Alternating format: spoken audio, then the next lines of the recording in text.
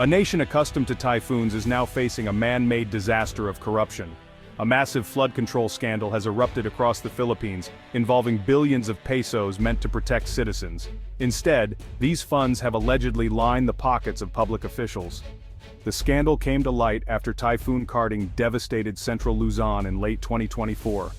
Promised flood defenses failed catastrophically, a result of systemic greed. The country is grappling with the consequences and demanding answers. Initial whispers among engineers and citizens spoke of substandard materials and ghost projects. Investigative journalists obtained drone footage showing the shocking state of completed projects. Seawalls crumbled, pumping stations were shells, and canals were clogged. This visual evidence ignited nationwide outrage, exposing deep-seated rot within the Department of Public Works and Highways. This is a story of betrayal, where government promises of safety and infrastructure were broken. Communities believed in progress but now sift through wreckage, realizing the protection was a lie. Initial audits suggest up to 40% of the national flood control budget for the past 5 years may have been compromised. This involves ghost projects, bid rigging, and kickbacks extending from local to national government. As prosecutors untangle this web, the public wonders how deep the corruption goes. The deluge of deceit has flooded the nation, and public anger is rising. The fight for truth and accountability has just begun, and it will be a long and arduous one for the Filipino people. Corruption in public works is a well-known problem in the Philippines, but the current scandal reveals a perfected system. Contracts are awarded to the most connected, not the most qualified. Shell companies, often owned by politicians' relatives, win bids without real offices or equipment. Once secured, the siphoning of money begins, leaving little for actual projects. Overpricing is rampant, with materials billed far above market value. Investigators found invoices for high-grade steel that was never delivered, replaced by substandard rebar. Ghost employees and falsified progress reports are common. Contractors bill for full teams but only skeleton crews work, with wages pocketed by conspirators. Kickbacks are the lifeblood of this corrupt network, ensuring everyone gets their share. This creates a culture of silence and complicity, from inspectors to bureaucrats. The flood control scandal is not just about a few bad actors, it's about a system designed to fail the public. The term ghost project refers to a government project that is funded and declared complete but doesn't exist. In the flood control scandal, investigators uncovered hundreds of these phantoms. The Baikal River Basin Flood Mitigation Project Phase 3 is a glaring example. 1.2 billion pesos were allocated, but satellite imagery revealed nothing. In Samar, a 300 million peso seawall was reported complete, but was a mere stretch of poorly constructed concrete. The funds vanished, leaving the community defenseless.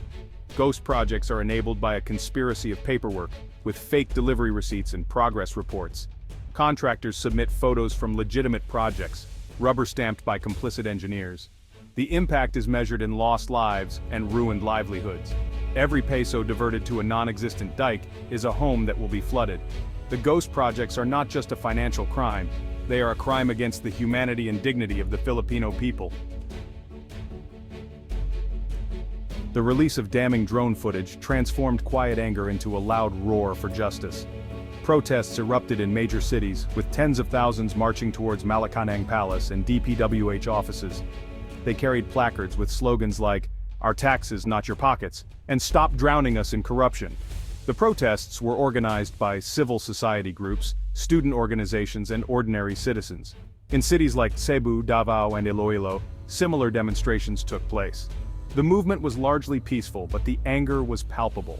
Key figures emerged, like Father Antonio Cruz and student activist Liana Reyes, representing the movement's moral authority and fiery idealism. Social media amplified the protests, with the hashtag flood control scandal trending for weeks.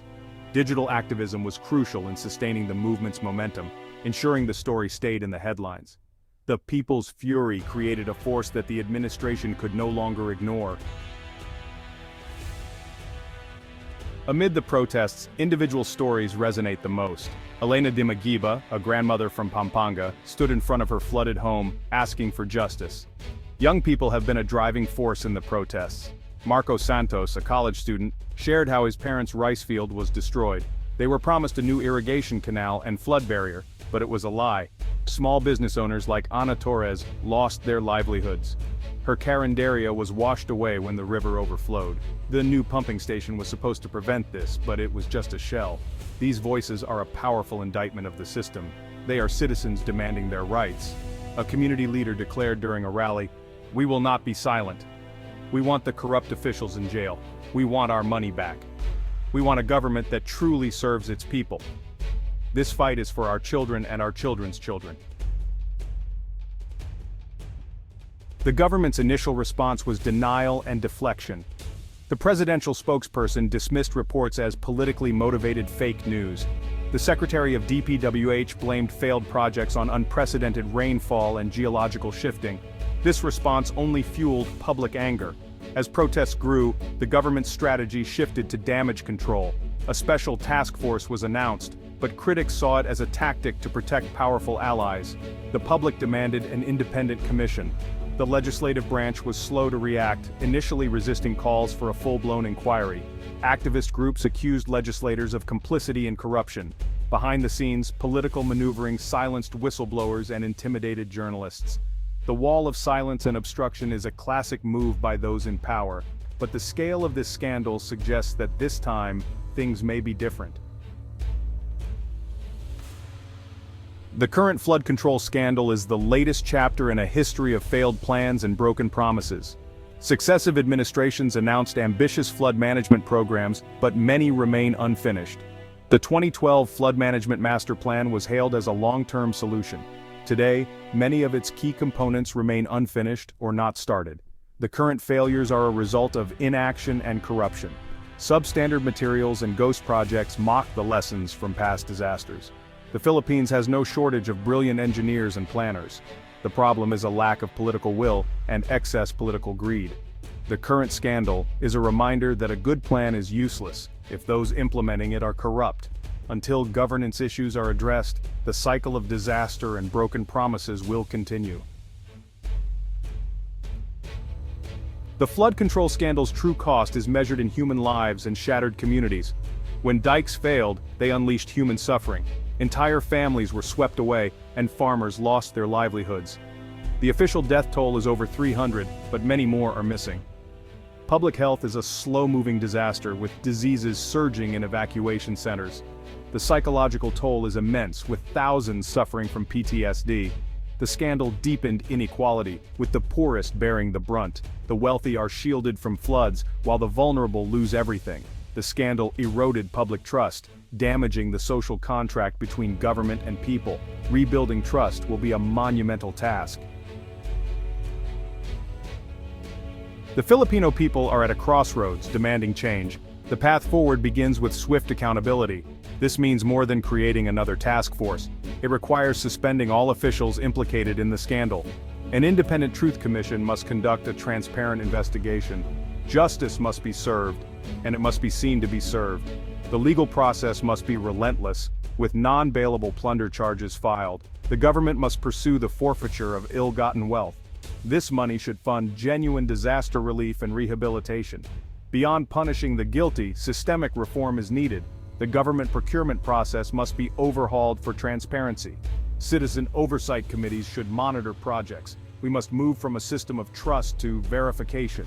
The power to ensure change lies with the Filipino people. Protests and online activism must be sustained. The public must remain vigilant and pressure the government. This is a long-term battle to reclaim public institutions' integrity. The victims deserve justice, and the nation deserves a trustworthy government. The path forward is difficult, but it is a path we must walk together. The tide of public accountability is rising to meet the floodwaters of corruption.